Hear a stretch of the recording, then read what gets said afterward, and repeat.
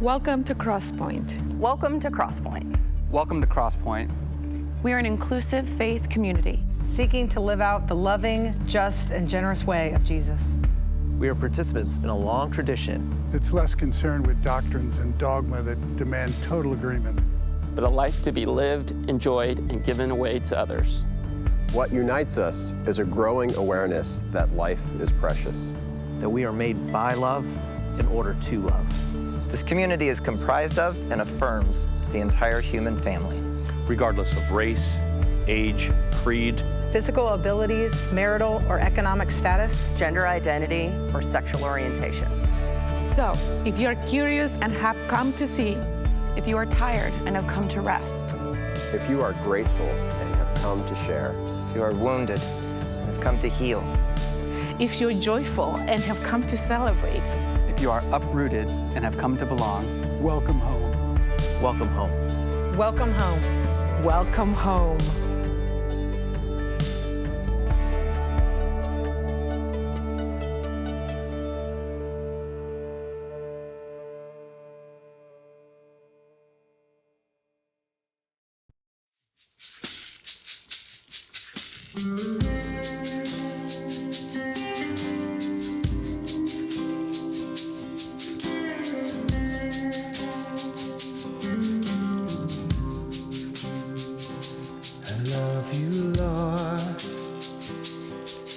For your mercy never fails me.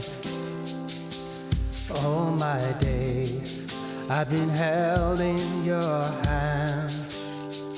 From the moment I wake up till I lay my head, I will sing of the goodness of God. All my life you have been faithful. All my life you have been so, so good. With every breath that I am able, I will sing of the goodness of God. I love your voice. You've led me through the fire. In darkest night, you were close like no other. I've known you as a father. I've known you as a friend. I have lived in the goodness of God. All my life you have been faithful. All my life you have been so, so good. With every breath that I am able, I will sing of the goodness of God. Your goodness is running after, it's running after me. Your goodness is running after, it's running after me.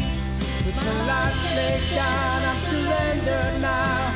I give you everything. Your goodness is running after, it's running after me. Your goodness is running after, it's running after me. Your goodness is running after, it's running after me. With my life laid down, I'm surrendered now. I give you everything. Your goodness is running after, it's running after me.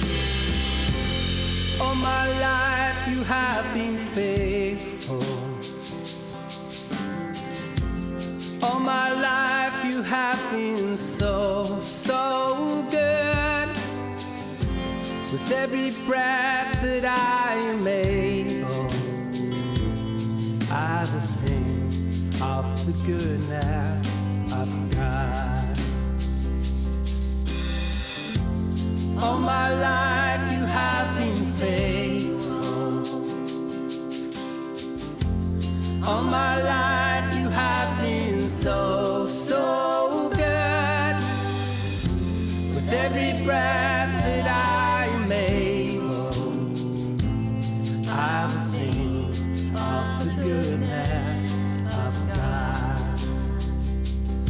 I will sing of the goodness of God. I will sing of the goodness of God.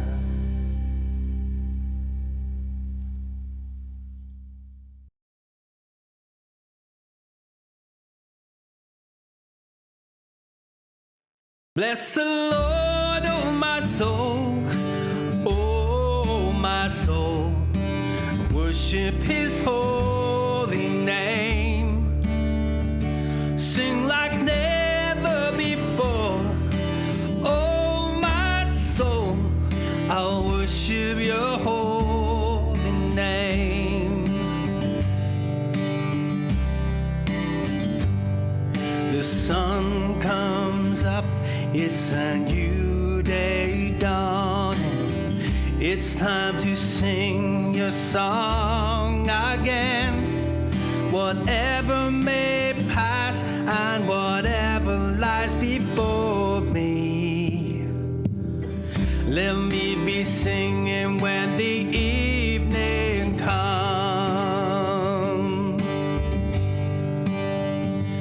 Bless the Lord, oh my soul, oh my soul. Worship His holy name. Sing like never before, oh my soul. I'll worship Your holy name.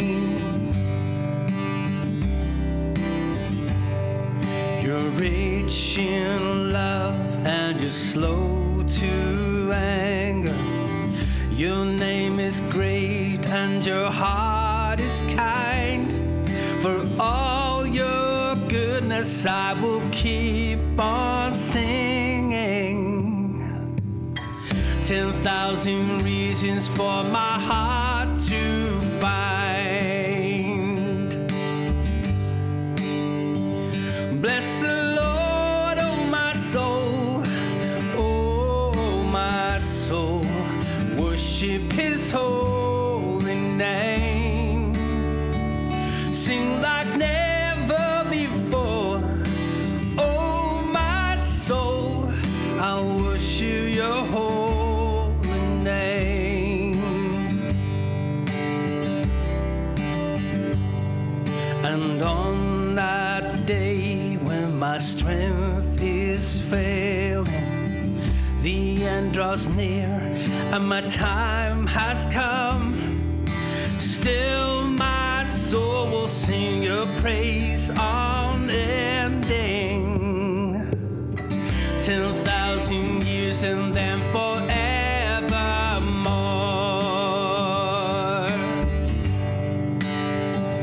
Bless the Lord, oh my soul, oh my soul. Worship His holy name. Sing like never before, oh my soul. I'll worship Your holy name. I will worship Your holy name. I will worship Your holy name.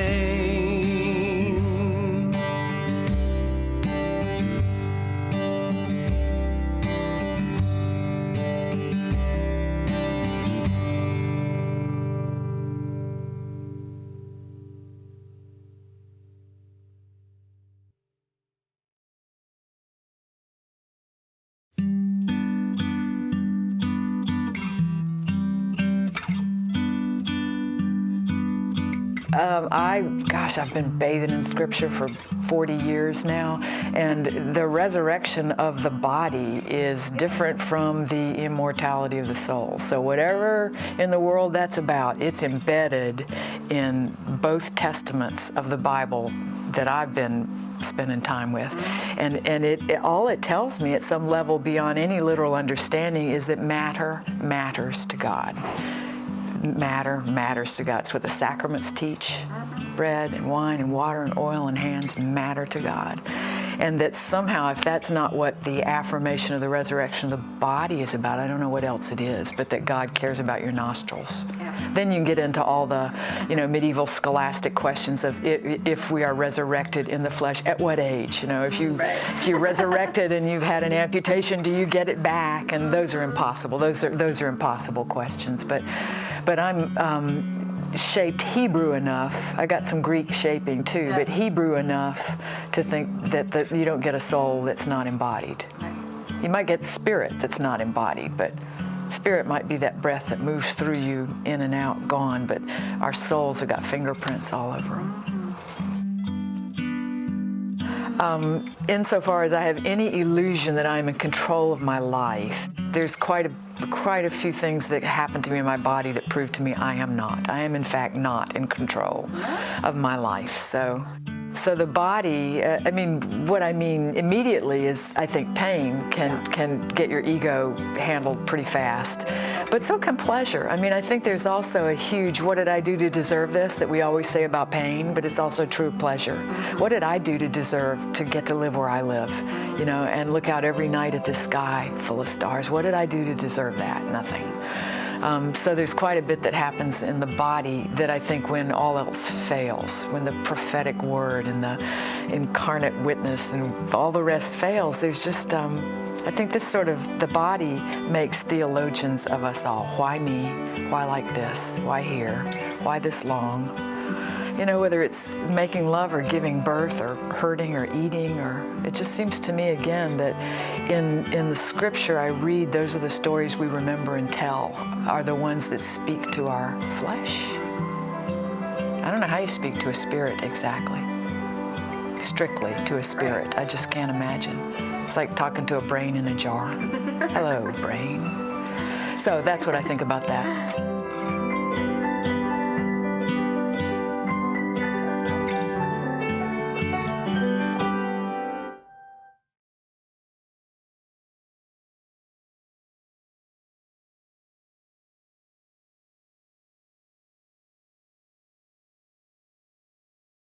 Hi friends, got a couple things to draw your attention to before I turn it over to Dr. Turner.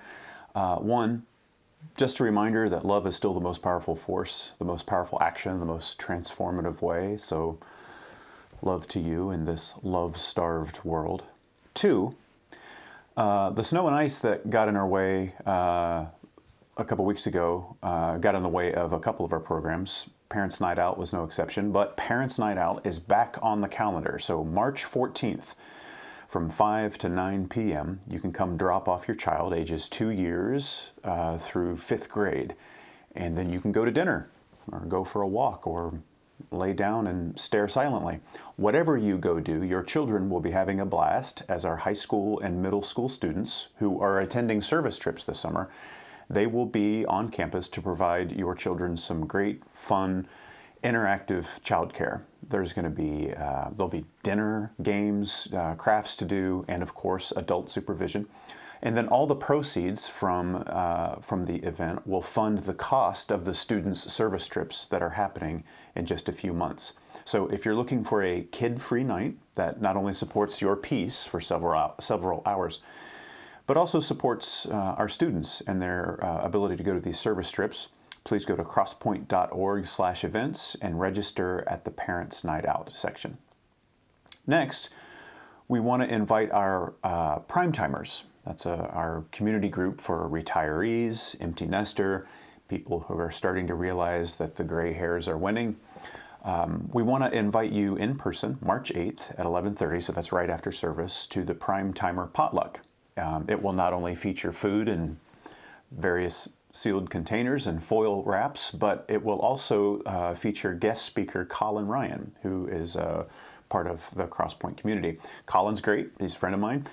Some of you have heard him tell stories at our story night events, or you're maybe at least aware that he's a nationally sought-after speaker. He's a great storyteller. He just released a new book, Epic Tiny Victories, a hopeful memoir about depression, anxiety, and reframing your life. So he's going to be talking about that book, the stories in it. It's going to be a really great time. So please RSVP and sign up to bring a dish to share for the potluck if you can. And this event is also on our crosspoint.org/events page. And of course, I want to make sure and say that our collaborations, our collaborating takes many different important forms. And the way that we financially sustain Crosspointe together is a big one of those. So please consider contributing financially if you don't already, as that is how all the programming, the staff, the resources, the supporting people in our local community, as well, of course, as the people in our church, all continue to have the backing that they need. So you can go to crosspoint.org/contribute to find out how simple it is to financially sustain this church, or you can text crosspointenc to the number 77977, and it'll take you right to your options. That's all for now. I hope you have a great day, and best I can with this arrangement, I love you.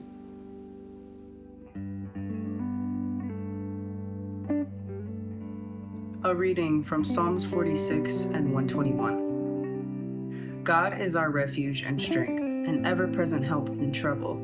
Therefore we will not fear, though the earth give way, and the mountains fall into the heart of the sea, though its waters roar and foam, and the mountains quake with their surging. I lift up my eyes to the mountains. Where does my help come from? My help comes from the Lord, the maker of heaven and earth. God will not let your foot slip. The one who watches over you will not slumber. Indeed, the one who watches over you will neither slumber nor sleep. Come and see what the Lord has done. The Lord watches over you. The Lord is your shade at your right hand. The sun will not harm you by day, nor the moon by night. The Lord will keep you from all harm. God will watch over your life. The Lord will watch over your coming and going, both now and forevermore. Amen.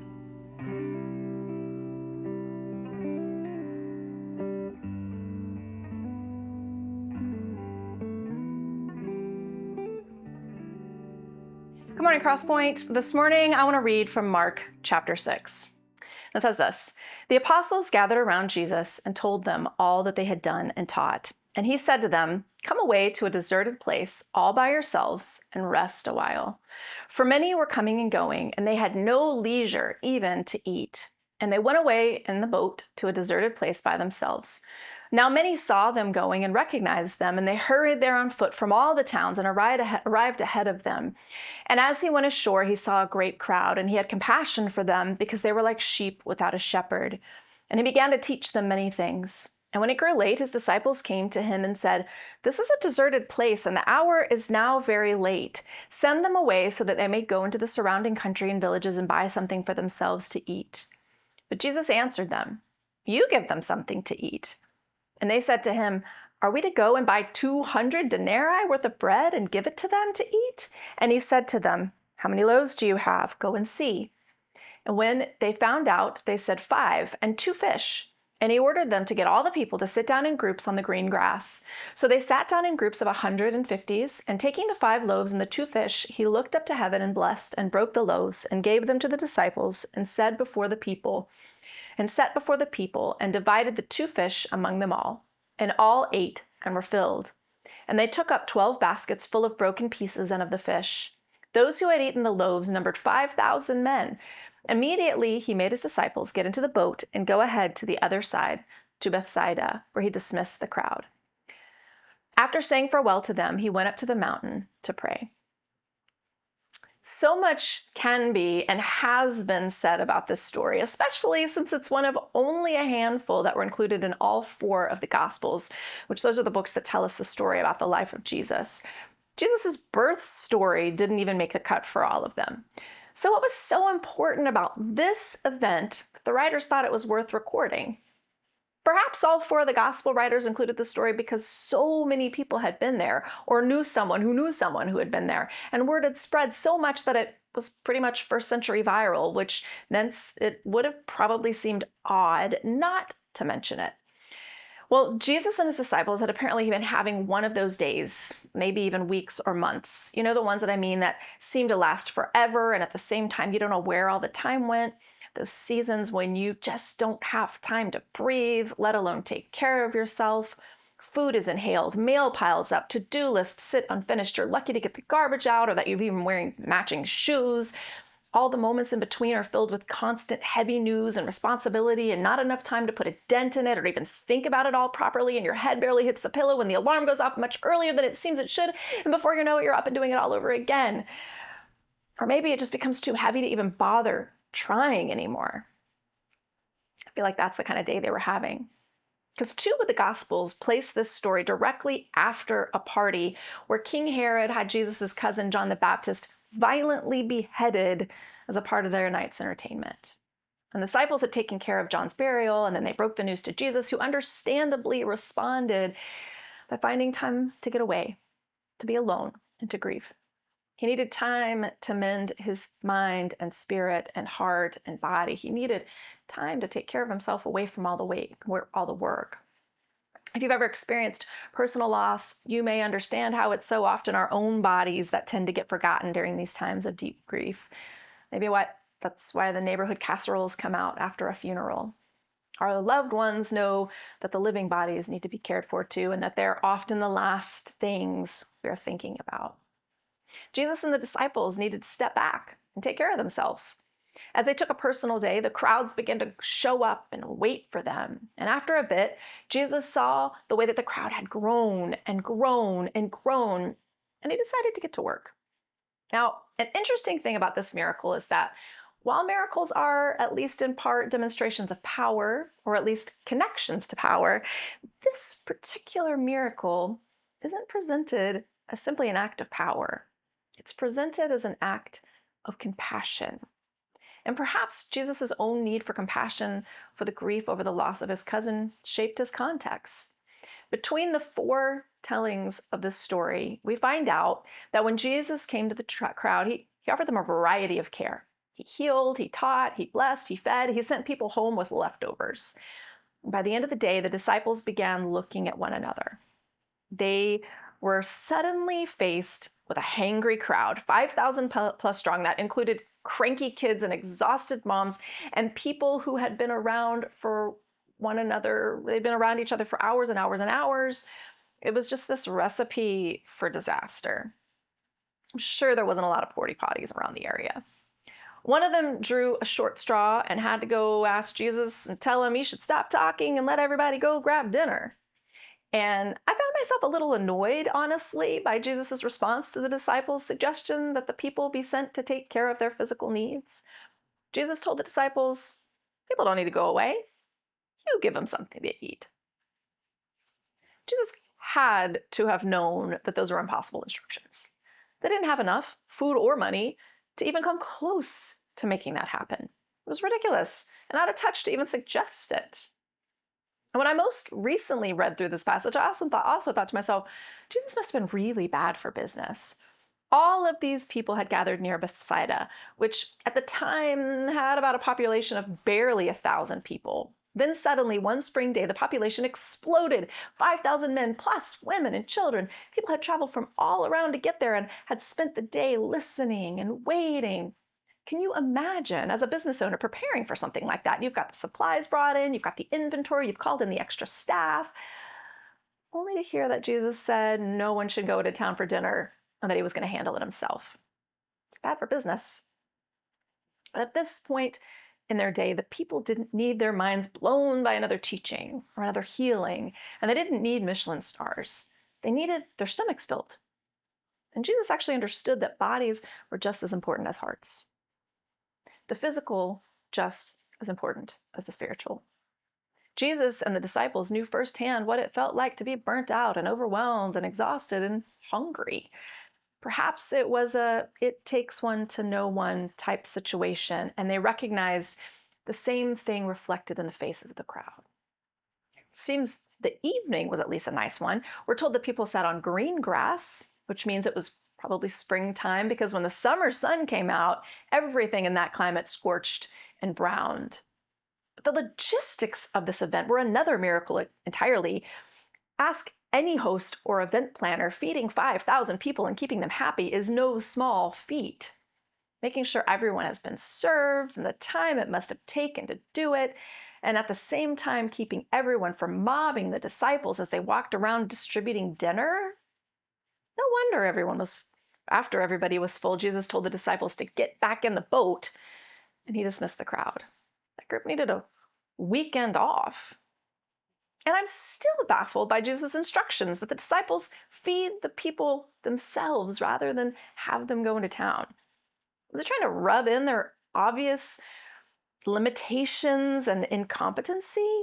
Was he trying to point out the fact that their task was not possible? Actually, yeah, maybe.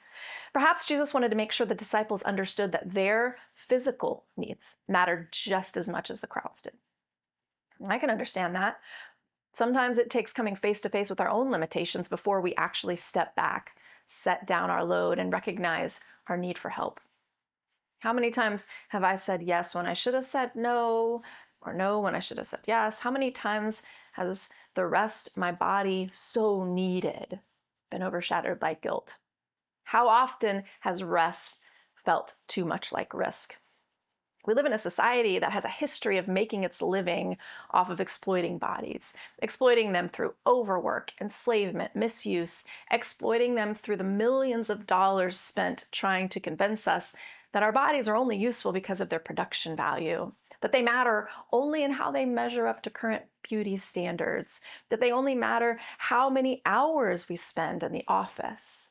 They tell us that certain bodies matter less because of what they look like, their ability, their immigration status, their gender, the pigmentation of their skin.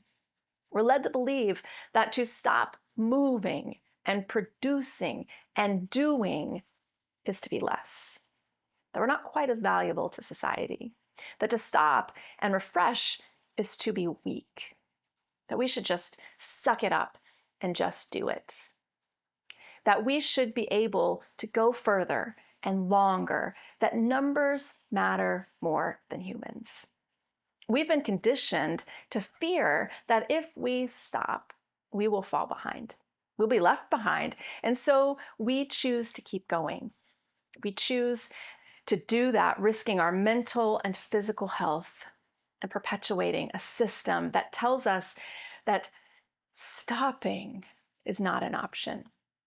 Although our minds and our hearts are full of capacity, we fill them with the latest news updates, as if knowing the latest updates on Gaza and Minneapolis or the Epstein files equates to doing something about it. And yet it only weighs on our hearts and our minds and leaves our bodies more exhausted. We tell ourselves that if we don't do it, who will? And if we don't raise our voices, who will? And that may be true sometimes. But if we don't stop and rest our bodies and fill our bellies, we will not be able to continue on. And we must not fall prey to the belief that we are responsible for knowing and doing it all. We have not been created to live like this. We were created, as in written down in the seventh day of rest on creation and the day of rest called Sabbath, we are created to also rest. Excuse me. A few chapters later, in this same book of Mark, a religious leader asked Jesus which commandment was the most important. And this is what Jesus said.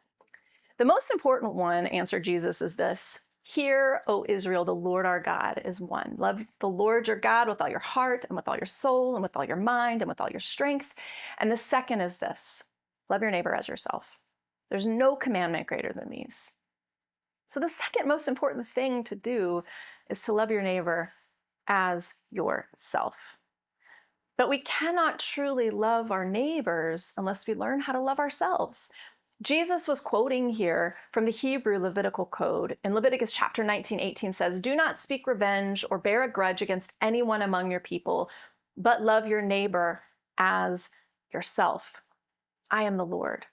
Now, this quote in Leviticus is part of the holiness code, which is instructing the Israelites on how to treat one another, especially strangers.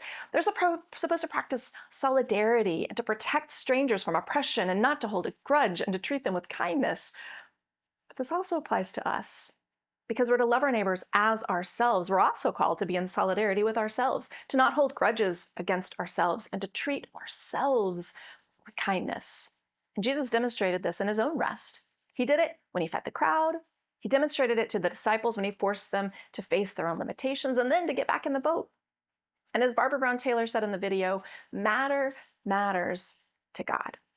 Sometimes we are so bad at loving ourselves. Sometimes we are so bad at giving ourselves a break, we tend to do one of a few things. We don't give ourselves the leniency that we offer to others. We tend to encourage others to take a rest and to take a break, but we don't do the same. For some reason, we don't apply the same standards to ourselves. Or maybe we are falling prey to believing what we've been told, that for anyone to stop is a crime, it's a weakness, or worse, it's a sin. But nothing could be further from the truth, or further from the examples that we've been given. Bodies matter. Someone once said, you owe yourself the love that you so freely give others. How can we love others if we don't know how, nor have we practiced loving ourselves? Not just mentally, which is also important, but also physically. How can we feed the multitudes while we ourselves are starved? Too often, like the disciples, it takes us coming face to face with our inadequacies, with our burnout, until our limitations are exposed for us to stop and be forced into caring for and loving ourselves. It forces me to ask, when's the last time I or you allowed yourself a physical and mental break? I don't just mean the stopping of doing. When did you allow yourself a break without guilt chattering over your shoulder? When was the last time you offered love to yourself or said something nice to yourself? North Carolina is home to the robin moth. It's one of North America's largest native moths. It has a wingspan of between 5 and 7 inches. They're really beautiful creatures. But before they transform into their final stage, they look like these cute little caterpillars that you might have seen walking around your yard or deck in the springtime. They are all over the place in my yard. They build insulated and camouflage cocoons all over the trees or wherever they can find it. And these cocoons serve kind of like sleeping bags for them through the winter. And while they're in that cocoon, their enzymes basically turn into goo, and their bodies and their wings reform into what we see when they emerge. Kind of like what happens to our bodies after a weekend of binge watching Netflix. It's all goo. This transformation of these moths is called metamorphosis. And when it's complete, the moths push their way out into the world where we see them in all their beauty. And what I find interesting is that while the caterpillars eat and eat and eat to store up energy and to get bigger and to get fat, and then they go into their cocoon, once they emerge as moths, they can't eat anymore. Moths don't have the mouths or even the digestive systems to continue eating. They can only do that when they're resting in the cocoon or when they're caterpillars. So note, if one of them lands on you or flies in your face, relax. They cannot bite you, even though they're huge. Their primary purpose in the cocoon is rest and transformation. And their primary function in the world is work, reproduction, and to be food for other people. Animals, not people. Author and theologian and speaker Cole Arthur Riley, she reminds us that the cocoon is not a cage. It is instead a place of rest and transformation. We cannot function if we do not submit our bodies to the cocoon. We have to take time to sit on the green grass and fill our bellies. We have to get back to the boat and take the weekend off. And I realize what I'm talking about, what I'm describing, is a form of privilege. I have a job and a situation that offer me time off and personal days, and my bank account won't crash if I have to take some time off. And there are so many in our society that are not as lucky as I am. We have systems structured so that those with less have to do more to survive. And to request rest, and often just to take it, is to risk opportunity and advancement. And I hope I'm not naive in saying that Jesus' example of physical rest is still applicable, that we must find it in any of the places that we can. And so often that requires us seeking help from others. As I say this, let us seek rest and restoration in any healthy place we can find it.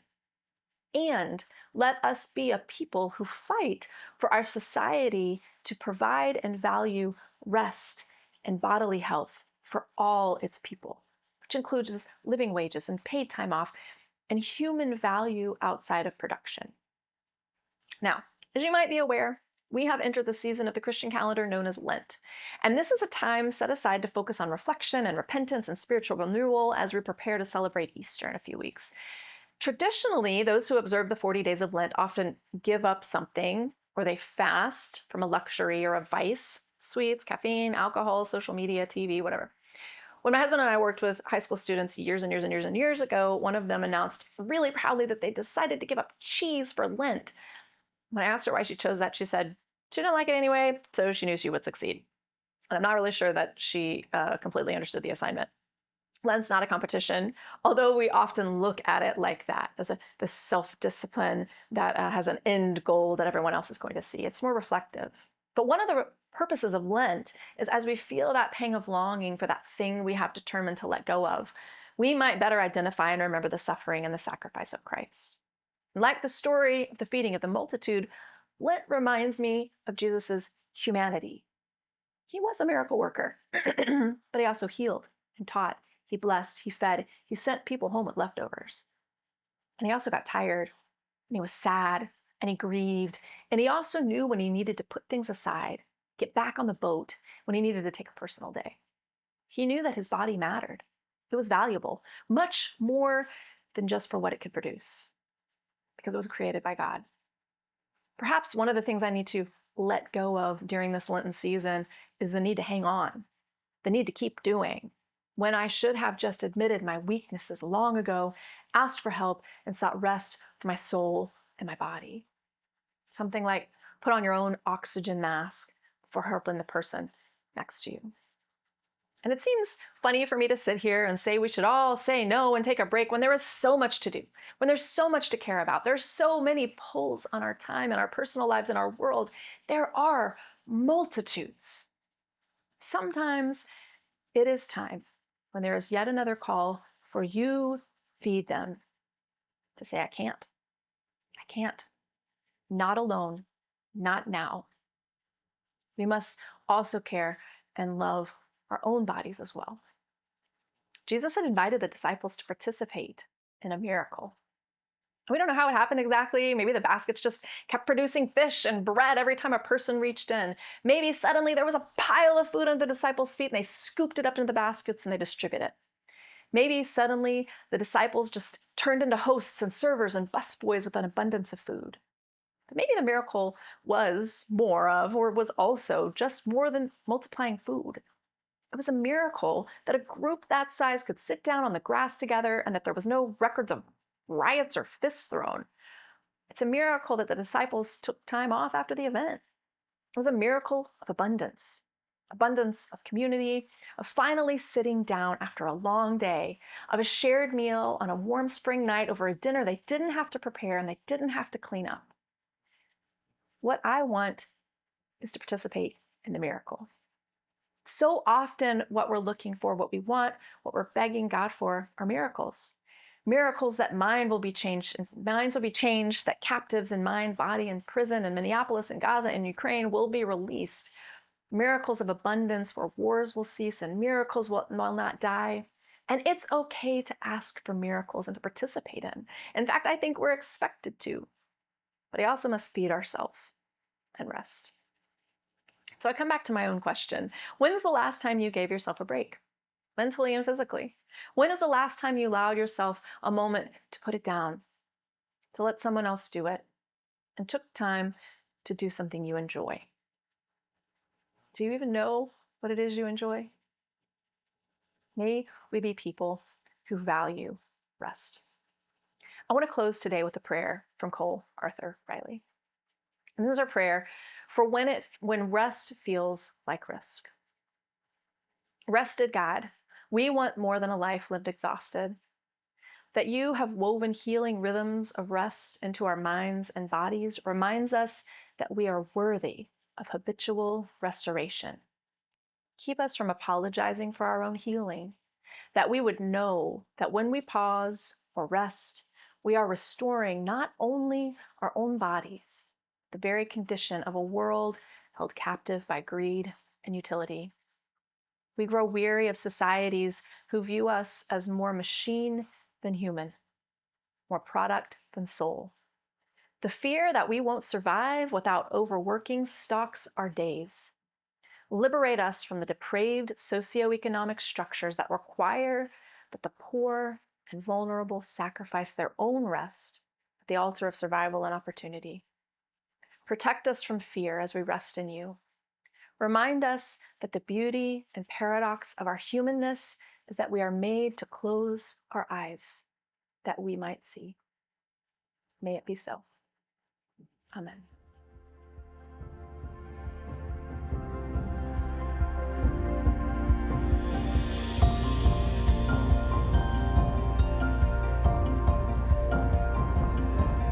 If you would like to know more or get connected to Crosspointe, go to crosspointenc.org. If you're in need of care or assistance, go to crosspointe.org/care. And welcome home.